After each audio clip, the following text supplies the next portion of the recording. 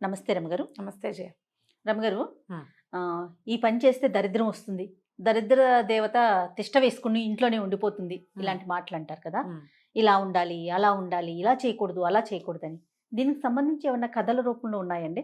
మనం ఇంతకుముందు దరిద్ర దేవత అంటే జ్యేష్ఠాదేవి లక్ష్మీదేవి లక్ష్మీదేవి కథలు గురించి. అలా చెప్పుకున్నాం కదా. ఇంకో కథ చెప్దాం. పూర్వం ఒక ఆయన కొంచెం మంచి ఆస్తిపరుడు. 2 కొడుకులు 2 కోడళ్ళు ఉన్నారు. ఆయన భార్య సంసారం బాగుండేది. వీళ్ళు బాగా డబ్బులు కూడా ఉన్నాయి. అయితే ఒకసారి లక్ష్మీదేవికి ఆయన మీద కోపం వచ్చింది. ఆవిడకి ఎందుకు కోపం వస్తుంది? ఆవిడ చాలా వాటికి కోపం వస్తుంది. ఎక్కువసేపు ఒక చోట ఉండేది. చెంచల అంటారు. ఆవిడ ఉండదుట ఎక్కువ కాలం. ఇంకో చోటుకి వెళ్ళిపోతూ ఉంటుంది. అయితే లక్ష్మీదేవి వెళ్ళిపోతూ, నాయన బాగా సేవించావు, నాకు విసుగ్గా ఉంది, ఏదో చిన్న విషయానికి కోపం కూడా వచ్చింది, నేను వెళ్ళిపోతున్నాను, రేపటి నుంచి దరిద్ర దేవత మీ ఇంట్లో ఉంటుంది, నేను వెళ్ళిపోతానంది.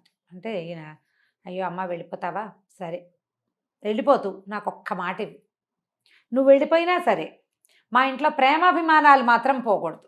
డబ్బులు పోతే పోయినాయి, ఒకరి పట్ల ఒకరికి ప్రేమ అభిమానం ఆపేక్ష ఆప్యాయత అది ఉంటే చాలు, దాంతో బతికేస్తామమ్మా అన్నాడు. లక్ష్మీదేవి తథాస్తాను. ఆమె నడుచుకుంటూ పోయింది. సాయంత్రానికల్లా అక్కయ్య ప్రవేశించింది. వీళ్ళకి పొలాల్లో దొడ్లలో అక్కడ ఇక్కడ ఏవో గడ్డివామ తగలబడిపోయింది, ఇల్లు కూలిపోయింది, ఆ వస్తున్న వాడు ఎవడో పడిపోయి వస్తువు అంతా కింద పడిపోయింది, అలాంటివి వింటూనే ఉన్నారు. అయితే ఈయన భార్యని గుళ్ళోకి వెళ్దాం పదవే, మనకి రోజులు బాగుండలేదు అన్నాడు. ఆవిడేం చేస్తుంది, కోడలికి, అమ్మాయి కూర పొయ్యి మీద వేసాను, ఉప్పేవే, ఉప్పేయలేదు ఉప్పేవే అని చెప్పింది. చెప్పేసరికల్లా పెద్ద కోడలు సరే అత్తయ్య. చిన్న కోడలు దొడ్లో బట్టలు ఉతుకుతోంది, అది కూడా వింది. పెద్ద కోడలు ఏం చేస్తుంది, కూర కొంచెం మగ్గాక ఉప్పు జల్లి మూత పెట్టింది. చిన్న కోడలు బట్టలు ఆరేసేసి లోపలికి వచ్చి అక్కయ్య వేసిందో లేదో, ఏమిటో మూత కదిలినట్టే లేదని చిన్న కోడలు కూడా వేసింది. ఒక గంట పోయాక అత్తగారు గుళ్ళో నుంచి వచ్చింది. ఈ పిల్లకి చెప్పాను అది వేసిందో లేదో ఉప్పు అని, ఆవిడే వేసింది. చూడొచ్చు కదా రమగారు కొంచెం. చూస్తే కథ అవ్వదు మరి. Okay okay okay. అక్కడి నుంచి ఏమైంది, 1 గంట అయింది, భోజనాలు పట్టించారు. ముందు మామగారు పెద్ద ఆయనకి పెట్టారు. పెట్టంగానే కూర ఏం కానీ కూర నోట్లో పెట్టినసరికి ఆయనకి తెలిసింది. గుడికి వెళ్ళేటప్పుడు భార్య ఉప్పేవే అని చెప్పింది కోడల్ని, పెద్దది వేసే ఉంటుంది, ఈవిడ వేయలేదేమో అని ఈవిడ కూడా వేసి ఉంటుంది. సరే కానీ వాళ్ళు ఒకళ్ళు చెప్పిన మాట రెండో వాళ్ళు వినటము, ఆ పిల్లకి చెప్పాను వేసావా లేదా అని దాన్ని ప్రశ్నించకుండా, అది హర్ట్ అవ్వకుండా ఈవిడే చూసుకుని వేసేసుకుంది. సరే అని ఉప్పు కూరే తినేసాడు మాట్లాడకండి. అక్కడి నుంచి 10 నిమిషాలాగే నాన్న మజ్జిగన్నంలోకి కూర అన్నంలో తింటుండగానే కొడుకు వచ్చాడు లోపలికి. నువ్వు కాళ్ళు కడుక్కో, అన్నం వడ్డిస్తానంది అమ్మ. నాన్న తింటున్నాడు, కొడుక్కి కూడా వడ్డించారు. కూర వేస్తే కూర నాన్న చూస్తే కూర తినేసాడు. కూర పారేసినట్టు కానీ కూర బాగులేదని తిట్టినట్టు కానీ వినపడలా. వాతావరణం అలా లేదు లేదు, మామూలుగానే ఉన్నారు. వీడు ఏమంటాడు, నాన్న తినేస్తే నేను నోరెత్తటం ఎందుకు, అదే కదా అని చెప్పి తినేసాడు. అక్కడి నుంచి మగవాళ్ళు వెళ్ళిపోయారు బయటికి, అన్నాలు తినేసి. అత్త కోడళ్ళు వడ్డించుకున్నారు. కూర నొట్ట పెట్టగానే ఒకళ్ళ మొహాలు ఒకళ్ళు చూసుకున్నారు. అర్థమైంది ముగ్గురికి, వాళ్ళు వేశారు మనం కూడా వేసామని. మగవాళ్లే మాట్లాడపోతే మనం మాట్లాడటం ఎందుకు? నోరు గట్టిగా మోసుకుని ఉప్పేసి 3 సార్లు ఉప్పేసిన కూరని కిక్కురు మనకుండా తినేశారు. బాగుంది. సాయంకాలం దరిద్ర దేవత వచ్చి యజమాని దగ్గర నుంచుంటే, బాబు మీ ఇంట్లో గొడవలు లేవు, ఉప్పు ఎక్కువైనా నువ్వు మాట్లాడవు, నీ కొడుకులు మాట్లాడరు, నీ కోడళ్ళు మాట్లాడరు, మీ ఆవిడ మాట్లాడదు, కొట్టు రావట్లేదు, మీరు కొట్టుకొని ఇంట్లో నేను ఉండను, ఇలా ప్రేమాభిమానాలు ఉన్న ఇంట్లో నేను ఉండలేను నాయన, నాకు కొట్లాటలు కలహము పోట్లాట వాదన కుతర్కాలు వితండాలు కావాలి. కుతండాలు అంటే ఏంటి చెప్తా. కుతర్కము వితండము 2 పద్ధతులు. తర్కం అంటే లాజిక్, కుతర్కం అంటే అవతలవాడు విడమర్చి చెప్పినా కూడా ఇంకో కొత్త దాన్ని తీయటం అనమాట. మీనింగ్లెస్ లాజిక్ ని కుతర్కం అంటారు.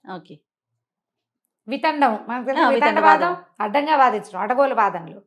అక్కడి నుంచి వెళ్ళిపోతాను నేను ఉండలేను అని వెళ్ళిపోయింది. ఆవిడ వెళ్ళంగానే ఎవరు వస్తారు? లక్ష్మీదేవి వచ్చేస్తుంది. సూపర్. ప్రేమాభిమానాలు ఉన్న చోట దరిద్రం ఉండదు. ఒకవేళ డబ్బు లేకపోయినా, ఫెసిలిటీస్ లేకపోయినా, అవకాశాలు లేకపోయినా, ప్రపంచంలో పేరు ప్రఖ్యాతులు లేకపోయినా, ఆరోగ్యం లేకపోయినా కూడా ప్రేమాభిమానాలు ఉంటే హాయిగా ఉంటుంది జీవితం. నీతో నేను పడలేకపోతున్నాను అంటే ఇబ్బంది కదా, కొట్టుకుంటూ ఉంటారు. అన్నిటికీ డబ్బులు ఉంటాయి, ఏం ప్రయోజనం? వాదించుకుంటారు ప్రతిదానికి. డబ్బుంది, ఏం ప్రయోజనం? అదే దరిద్రం అంటే డబ్బు లేకపోవటమో సమృద్ధి లేకపోవటమో కాదు. కాదు, అవునవును. మనశ్శాంతి కదా. సంతోషం లేకపోవటం, మనశ్శాంతి లేకపోవటం, ప్రశాంతత లేకపోవటమే దరిద్రం. సాధారణ దరిద్రం అనగానే మనం డబ్బు లేనివాడు దరిద్రుడు అనుకుంటాం. డబ్బు లేనివాడు దరిద్రుడు కాదు. వాడి దారిద్ర్యం కేవలం డబ్బు లేకపోవడం అనే విషయంలోనే ఉంటుంది. ఇవి ఉన్నాయి చూడు, ఈ లక్షణాలు, ఇవన్నీ కూడా మనుషుల్ని వాటి నుంచి పాడు చేసేస్తాయి. ఏమున్నా ఏ ప్రయోజనము లేదు. స్వప్రయోజనాల కోసమే పనిచేయటం, పక్కవాడు చేసిన ప్రతి పనిని విమర్శించటం, ఇలాంటి వాళ్ళ చోట దరిద్ర దేవతే ఉంటుంది, కానీ లక్ష్మి ఉండదు. కాబట్టి కొట్లాడుకోకండి. మీకు ప్రాబ్లమ్స్ ఉన్నా కూడా, అది సమస్యలు ఉంటాయి. ఇళ్ళు అన్నాక, సంసారం అన్నాక సమస్యలు లేకుండా కుదరదు. పెద్ద ఇంట్లో పెద్దది, చిన్న ఇంట్లో చిన్నది. ఎంత చెట్టుకు అంత గాలి, అంతే కదా. అవునండి. కాబట్టి మనకి గొడవలు, ఏదైనా ఇబ్బందులు ఉన్నా కూడా మనం గనక కలిసి ఉంటే వీటన్నిటినీ సార్ట్అవుట్ చేసుకోగలుగుతాం. మనం గొడవ పడితే మనకున్న సమస్యతో పాటు గొడవ కూడా యాడ్ అవుతుంది కదా. యాడ్ చేసుకోవద్దు. డబ్బులు లేకపోయినా సంతోషంగా ఉండొచ్చు. సంతోషం సగం బలం అన్నారు. అవును.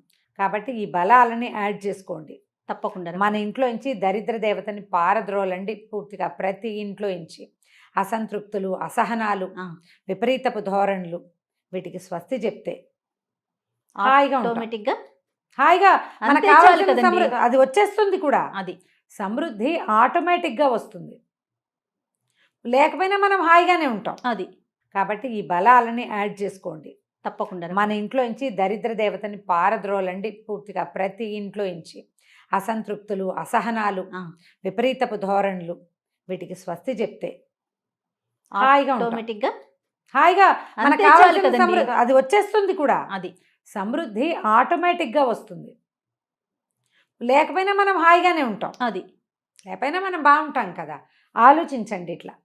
తప్పకుండా. నమస్తే. నమస్తే.